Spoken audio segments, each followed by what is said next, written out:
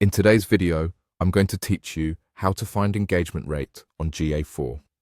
By the end, you'll know exactly where to look and how to surface this key metric inside the GA4 interface, so you can quickly assess how well your visitors are interacting with your site or app. First, open your Google Analytics account. Make sure you're in the correct GA4 property for the website or app you want to analyze. When GA4 loads, you'll see a navigation menu along the left side of the screen. Next, click Explore. The Explore workspace is where you build custom analyses and go beyond the default reports. It gives you flexible tables and visualizations, so it's perfect for pulling in metrics like engagement rate in a clean, focused view. Now click Blank Report. This creates a fresh exploration canvas, so you can add only what you need.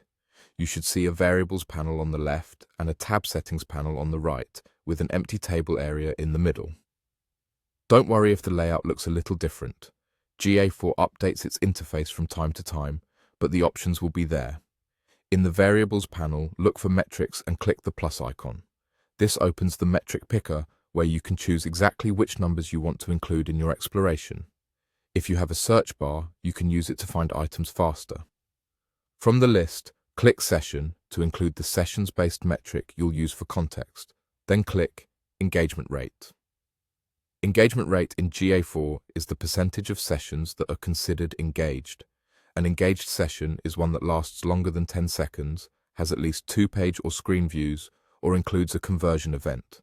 This makes engagement rate a more behavior-aware metric than the old bounce rate alone. Once you've selected session and engagement rate, click Confirm. You'll return to your blank exploration with those metrics now available. Depending on your layout, they may appear in the Variables panel and be ready to use in your table.